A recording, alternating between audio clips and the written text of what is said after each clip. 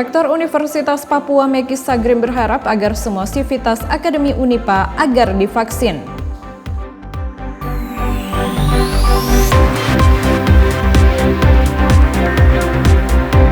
Wali Kota Sorong akan kooperatif terhadap proses hukum dugaan tindak pidana korupsi ATK di Badan Pengelolaan Keuangan dan Aset Daerah BPKAD Kota Sorong.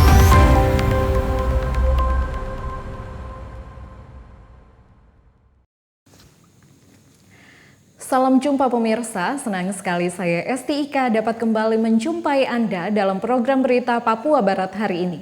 Sejumlah informasi di Papua Barat akan kami hadirkan untuk Anda.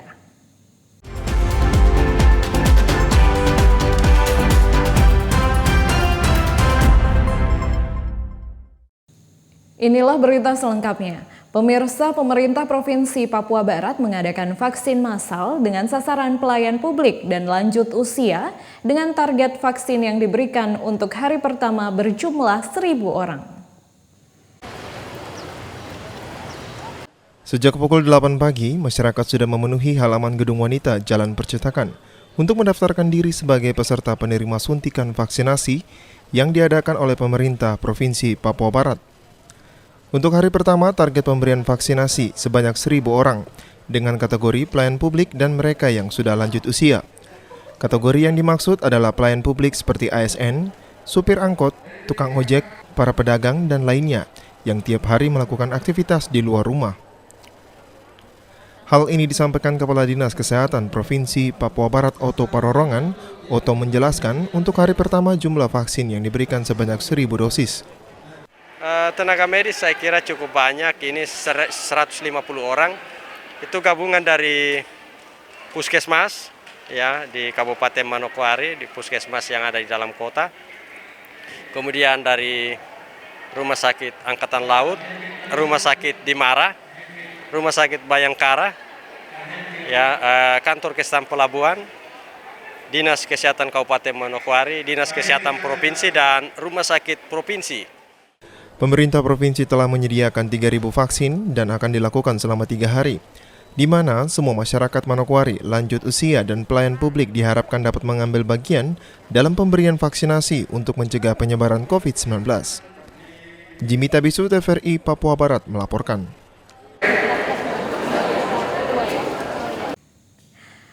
Pemerintah Provinsi Papua Barat melalui Dinas Kesehatan dan Gugus Tugas COVID-19 menerjunkan 150 tenaga medis untuk melakukan vaksin massal selama 3 hari. 150 tenaga medis yang diturunkan untuk melakukan vaksin massal berasal dari berbagai instansi seperti rumah sakit umum, puskesmas, dinas kesehatan, dan instansi kesehatan lainnya yang berada di Manokwari. Hal ini dilakukan agar proses vaksinasi yang diadakan bagi 1.000 orang pada hari pertama dapat dilayani dengan baik dan cepat, sehingga tidak terjadi antrian dan kerumunan para penerima vaksin. Oto Parorongan, Kepala Dinas Kesehatan Provinsi Papua Barat kepada TVRI Papua Barat mengatakan, 150 orang tenaga medis berasal dari berbagai instansi yang berbeda, sehingga proses pemberian vaksinasi dapat berjalan dengan efektif. Terima kasih. Jadi kegiatan hari ini vaksinasi massal bagi masyarakat lanjut usia dan pelayanan publik. Jadi 2 sasaran ini yang kita vaksinasi hari ini. Target kita 1.000 orang hari ini, besok 1.000 orang, dan lusa 1.000 orang. Jadi dalam 3 hari kita targetkan 3.000 orang dari kedua kelompok sasaran ini. Ya, jadi pelayanan publik itu kan termasuk aparatur sipil negara, ASN, kemudian pekerja pasar, pekerja toko, perbankan, kemudian perhotelan, dan semua yang bekerja, yang melayani masyarakat secara langsung, ya kita vaksinasi hari ini. Ya. Oto menambahkan, vaksin yang diberikan tetap aman dan untuk 3 hari ke depan, diharapkan agar masyarakat yang kategori lanjut usia dan pelayanan publik dapat mengambil bagian dalam pemberian vaksin massal. Jimmy Tabisu, TVRI Papua Barat melaporkan. Pemirsa, Rektor Universitas Papua, Meki Sagrim berharap agar semua sivitas Akademi Unipa agar divaksin, sehingga aktivitas perkuliahan dapat berjalan seperti semula. Saya punya tanggung jawab untuk... Hal ini ditegaskan Rektor Unipa Meki Sagrim usai mengikuti suntikan vaksinasi yang berlangsung di Gedung Wanita Senin siang. Menurut Meki, sudah setahun aktivitas perkuliahan tidak berjalan dengan normal akibat merebaknya COVID-19. Meki mengatakan pihaknya harus menjadi contoh bagi para dosen dan para pegawai di Unipa, sehingga ia melakukan vaksinasi. Terlebih, menurut Meki, bahwa bagian Humas Unipa sudah memberitahukan perihal vaksinasi massal yang akan berlangsung selama 3 hari ke depan. Di sisi lain, pandemi COVID-19 yang terjadi pada pertengahan Maret 2020 menyebabkan semua lembaga pendidikan harus mengikuti pelajaran dengan cara daring. Saya punya tanggung jawab untuk datang memberikan contoh dan juga sebagai penggiat utama untuk datang divaksin dulu, dan di Humas Unipa sudah disampaikan, dipublikasikan, sehingga selama 2 hari ini saya harapkan bahwa semua sivitas akademik Universitas Papua sudah harus divaksin. Untuk itu, Meki sangat mengharapkan agar semua sivitas Akademi Universitas Negeri Papua beserta pegawai dapat mengambil bagian dalam pemberian vaksinasi. Jimmy Tabisu, TVRI Papua Barat melaporkan. Informasi selanjutnya akan hadir setelah jeda berikut ini. Tetaplah bersama kami.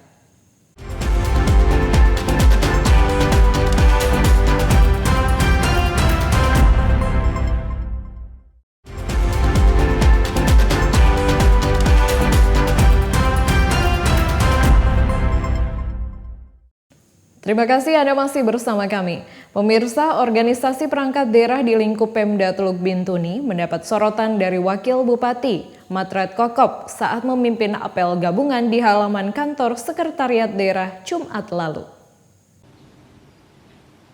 Di hadapan seluruh peserta apel, baik pimpinan dan staf OPD, Wakil Bupati mengeluhkan sikap OPD yang selama ini tidak kooperatif untuk menyampaikan laporan tenaga honorer yang diminta. Padahal menurut Wakil Bupati, laporan tersebut diperlukan sebagai bahan koreksi bagi pimpinan daerah untuk menentukan kebijakan terkait perekrutan tenaga honorer yang sesuai kebutuhan. Pada kesempatan tersebut, Wakil Bupati berharap agar pimpinan OPD bisa peka terhadap tugas yang diberikan khususnya perintah. Pada kesempatan tersebut, Wakil Bupati berharap agar pimpinan OPD bisa peka terhadap tugas yang diberikan khususnya perintah yang disampaikan pemimpin daerah untuk dilaksanakan secepatnya. Di samping itu, Wakil Bupati juga berpesan kepada para pimpinan OPD agar memiliki semangat untuk membenahi aparaturnya demi kualitas pelayanan kepada masyarakat.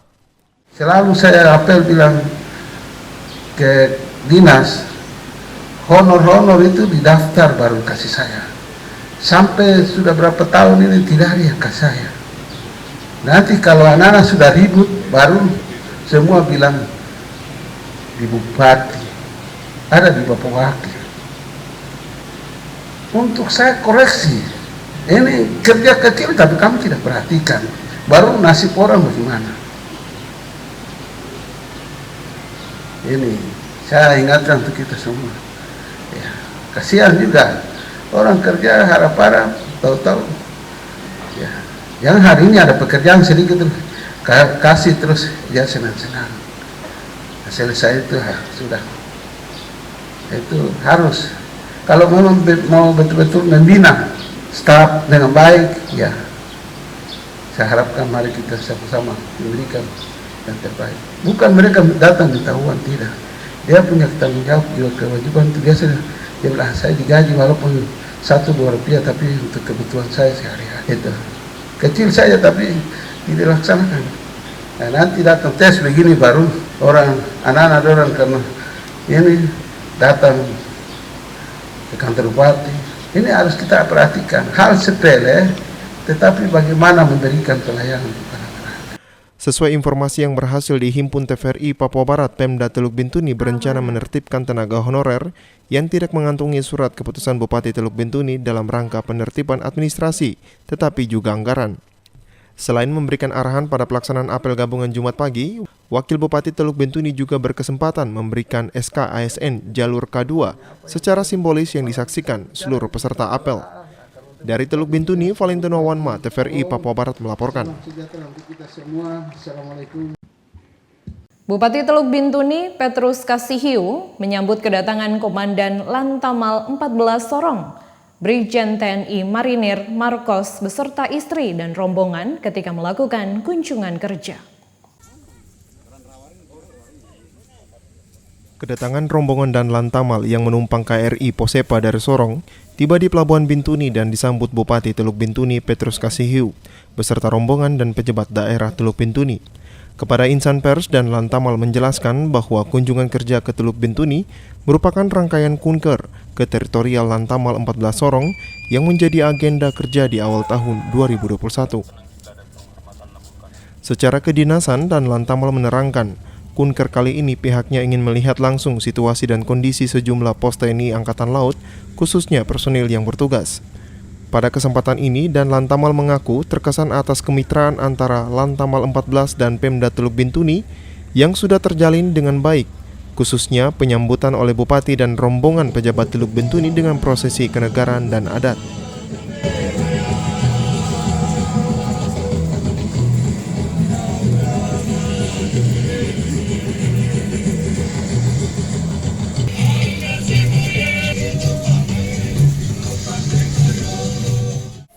Lantamal 14 Sorong itu punya posal-posal, salah satunya di Bintuni.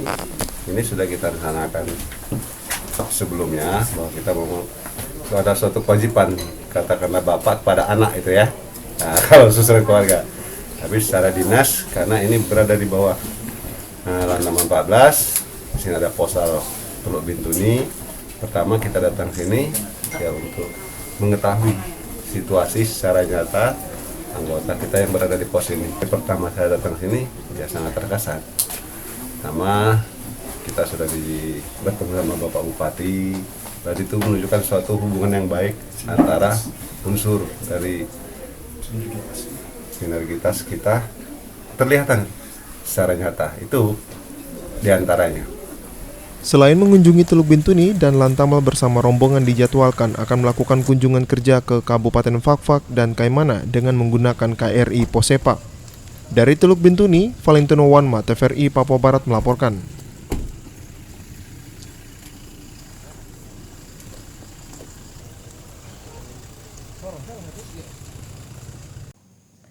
Sementara itu pemirsa, dalam kunjungannya ke Teluk Bintuni, Komandan Lantamal 14 Sorong, Papua Barat, menyempatkan waktu untuk meninjau persiapan pangkalan Angkatan Laut di daerah tersebut. Komandan Lantamal 14 Sorong, Brigjen TNI Marinir Marcos mengatakan bahwa kunjungan kerjanya ke Teluk Bintuni untuk meninjau progres persiapan pangkalan TNI AL Bintuni dan sejumlah aset Lantamal 14 Sorong seperti pos TNI AL Bintuni. Dan Lantamal menyebutkan akan ditinjau secara intensif agar program pengembangan organisasi satuan yakni pembentukan Lanal baru di teritorial Lantamal 14 bisa diwujudkan. Karena Angkatan Laut itu juga organisasi yang berkembang, kita punya beberapa aset di sini. Nah, kita mau lihat juga secara langsung apa sudah bisa memenuhi syarat, katakanlah ke depan nanti pos Angkatan Laut Teluk Bintuni, Lanal Teluk Bintuni. Itu yang disampaikan Bapak Bupati bahwa wilayah sini akan menjadi kawasan ekonomi khusus ya. Nah, tentunya bersejalan dengan itu juga dari unsur karena wilayah laut di sini untuk transportasi khususnya akan sangat banyak digunakan, sehingga diharapkan juga seperti tadi disampaikan Pak Bupati, Angkatan Laut bisa mungkin harus punya kapal bila perlu di sini. Fakta, data, kondisi dari berbagai elemen ya.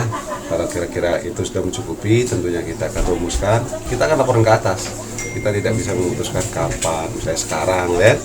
Kita ingin unsur di wilayah mengumpulkan. Semuanya kita akan laporkan secara berjenjang ke Satuan Atas. Dan Lantamal mengungkapkan, dari hasil pembicaraan bersama Bupati Teluk Bintuni Petrus Kasihiu, bahwa sudah ada masukan kepada pihaknya agar Lanal bisa segera terbentuk. Pasalnya, transportasi masyarakat Teluk Bintuni yang cukup banyak melalui laut dinilai menjadi pertimbangan dalam rangka mendukung pengamanan kawasan perairan. Dari Teluk Bintuni, Valentino Wanma, TVRI Papua Barat melaporkan. Informasi selanjutnya akan hadir setelah jeda berikut ini. Tetaplah bersama kami.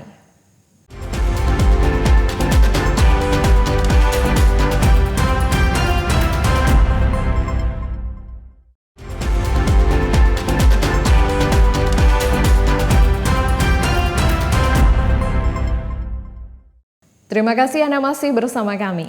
Pemirsa, Wali Kota Sorong akan kooperatif terhadap proses hukum dugaan tindak pidana korupsi ATK di Badan Pengelola Keuangan dan Aset Daerah BPKAD Kota Sorong. Menurut kuasa hukum Pemda Kota Sorong, Haris Nurlete, Wali Kota akan memenuhi panggilan Kejaksaan Negeri Sorong untuk dimintai keterangan, namun masih melakukan perjalanan dinas ke Jakarta. Tidak adanya informasi Wali Kota Sorong Lambertus Jitmau akan memenuhi panggilan Kejaksaan Negeri Sorong untuk dimintai klarifikasi dalam kasus dugaan tindak pidana korupsi pengadaan ATK di Badan Pengelolaan Keuangan dan Aset Daerah BPKAD Kota Sorong tahun 2017 akhirnya terjawab. Kuasa hukum Pemda Kota Sorong Haris Nurlete ketika dikonfirmasi di Pengadilan Negeri Sorong menginformasikan bahwa Wali Kota sementara melakukan perjalanan dinas ke Jakarta. Seharusnya Rabu siang 17 Maret 2021, kliennya memenuhi panggilan kejaksaan. Namun, karena tugas yang diembannya sebagai pejabat daerah, maka Wali Kota tidak dapat memenuhi panggilan tersebut. Beliau cukup kooperatif terkait dengan pemanggilan apa segala macam. Nah, namanya kan seorang pejabat Wali Kota, tugas penugasan terkait dengan tugas dan tanggung jawab beliau kan juga banyak. Kebetulan beliau mendadak hari ini berangkat ke Jakarta dalam rangka tugas dan tanggung jawab terkait. Sebagaimana diketahui, penyidik tindak pidana khusus Kejaksaan Negeri Sorong telah melayangkan surat pemanggilan pada Senin 16 Maret 2021 kepada Wali Kota Sorong untuk dimintai keterangan sebagai saksi dalam kasus dugaan tindak pidana korupsi pengadaan ATK di BPKAD Kota Sorong. Pemanggilan terhadap Wali Kota Sorong ini untuk dimintai klarifikasi berkaitan dengan surat yang dikeluarkannya untuk proses pencairan dana untuk proyek tersebut, sebelum pembahasan perubahan anggaran dilakukan oleh DPRD Kota Sorong. Sesuai agenda pemeriksaan, Wali Kota dan Ketua DPRD Kota Sorong seharusnya memberikan keterangan di kantor Kejaksaan Negeri Sorong di Jalan Jenderal Sudirman pada Rabu 17 Maret 2021. Namun, karena ada kegiatan resmi lainnya, kedua pejabat tinggi di Kota Sorong ini batal memenuhi undangan penyidik tindak pidana khusus Kejaksaan Negeri Sorong. Dari Kota Sorong, Mikael Jasman, TVRI Papua Barat melaporkan. Sekolah Menengah Kejuruan SMK Negeri 2 Manokwari menyelenggarakan ujian kompetensi keahlian atau UKK bagi siswa kelas 3.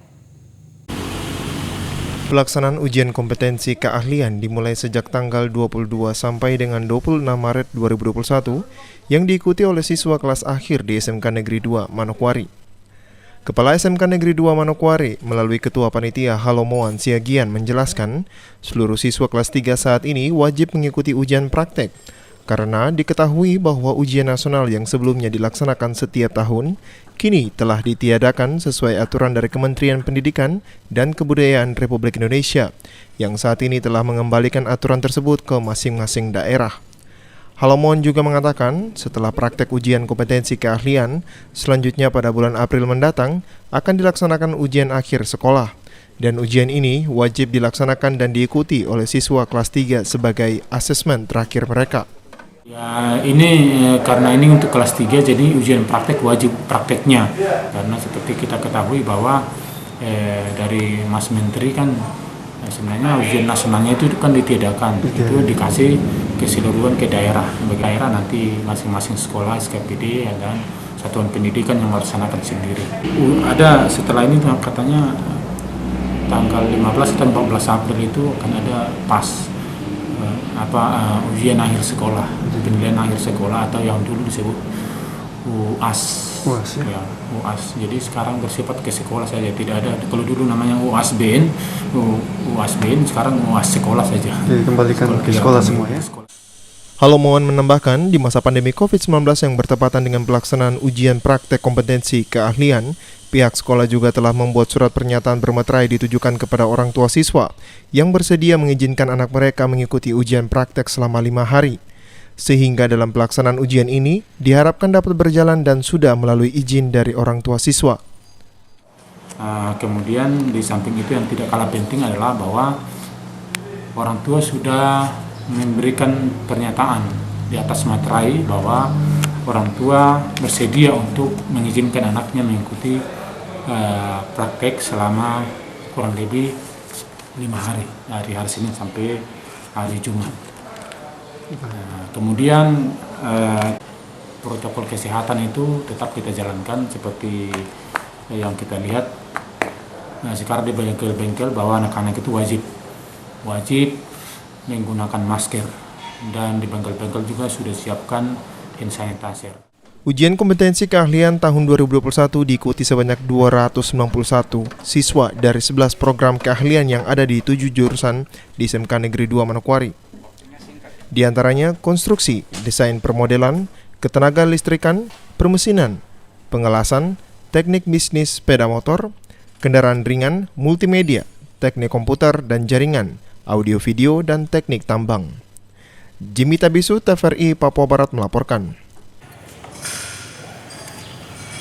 Informasi tadi sekaligus menutup jumpa kita dalam program berita Papua Barat hari ini.